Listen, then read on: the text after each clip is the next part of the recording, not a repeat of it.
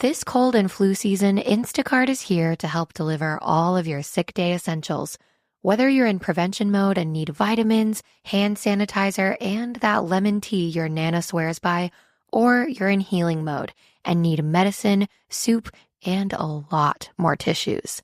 Simply download the Instacart app and get sick day supplies that reinvigorate or relieve, delivered in as fast as 30 minutes. Plus, enjoy $0 delivery fees on your first 3 orders. Excludes restaurant orders, service fees, and terms apply.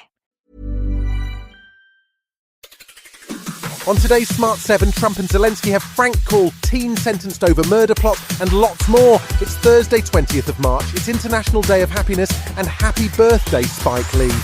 The Smart 7. It's news, but not the news.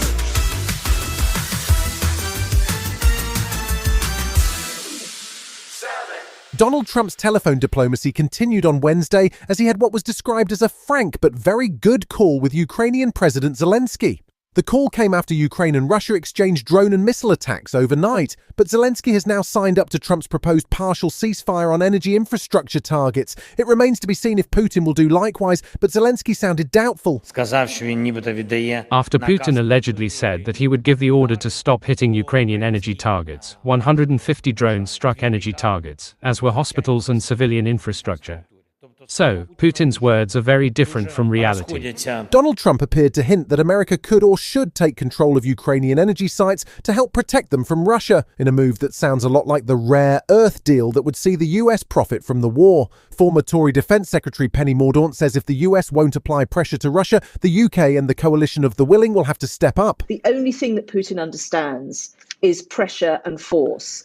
And that's what needs to be mounted now. So if the United States is not prepared to do this, Europe has to.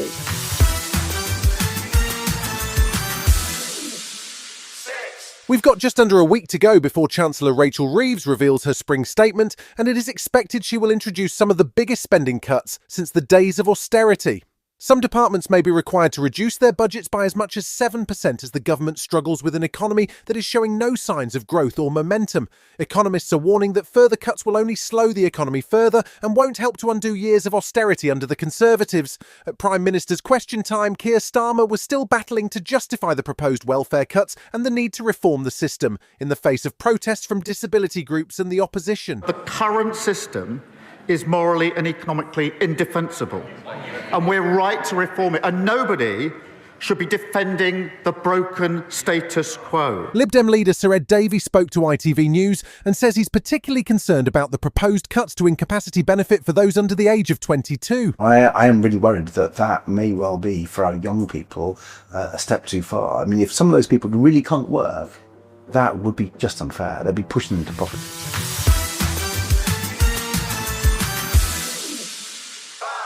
Israeli forces launched a new ground offensive in Gaza on Wednesday, aiming to recapture the Netzarim corridor, which essentially divides Gaza in two as part of a significant escalation following the aid and water blockade that began 2 weeks ago. There were more airstrikes too, with another 20 people killed, which brings the total in just 48 hours to over 430. Tuesday airstrikes hit 2 UN guest houses, killing at least one member of staff and sparking calls from the agency for a full investigation. Deputy spokesman for the UN, Secretary-General Farhan Haq, addressed the issue at a news conference. The special advisors say that these developments signal a troubling and dramatic escalation of violence with irreversible consequences. It is essential that the mutual imperatives of the peace process, integrating aspects of prevention and protection, are prioritized urgently.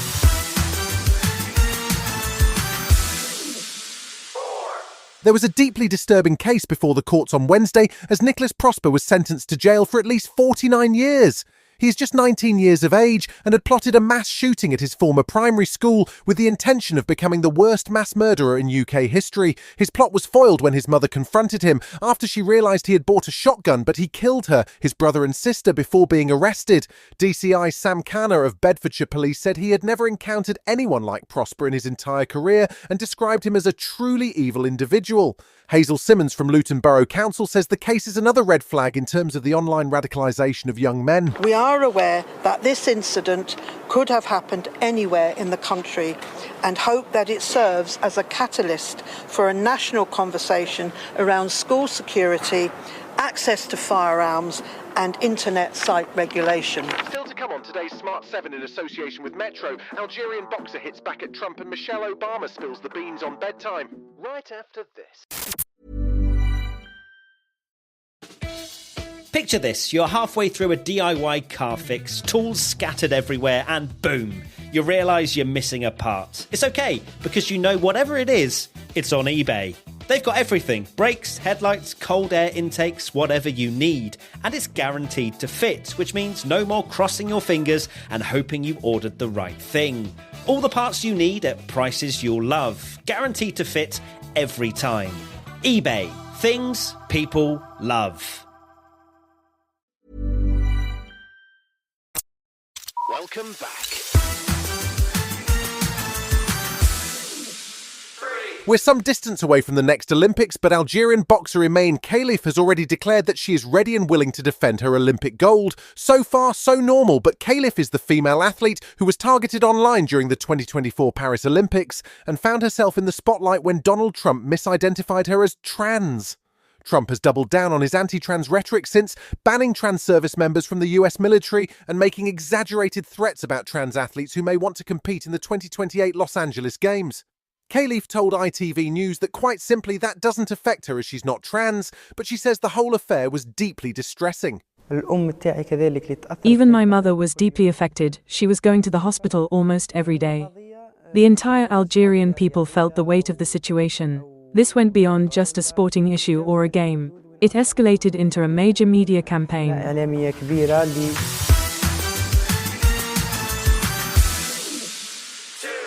Michelle Obama just launched a podcast with her brother. It's called In My Opinion, and they've got a slate of guests lined up including Issa Rae, Keke Palmer, Seth Rogen and Tyler Perry. But with any new podcast, you've got to hustle to get the audience, so Michelle has been busy popping up on other podcasts to help promote her own. She just made an appearance on Not Gonna Lie, which is Kylie Kelsey's chart-topping podcast, and Michelle spilled the beans on her and Barack's bedtime habits. Bedtime is the best time. My husband teases me about how early I can go to bed. The idea of getting into some good sheets. If we've got people in the house, I'm game. I'm there. I'm up. You know, the minute we finish up, I'm just trying not to go to bed before the sun goes down.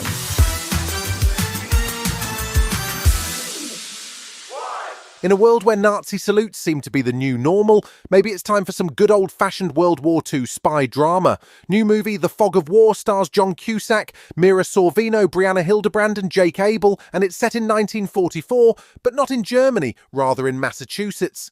Plans for the D-Day invasion have gone missing and a Nazi spy is suspected, so an injured American pilot and his spy-hunting girlfriend set out to unravel the truth. It looks like a good old-fashioned thriller, and it hits cinemas on April 4th. Do be careful walking at night.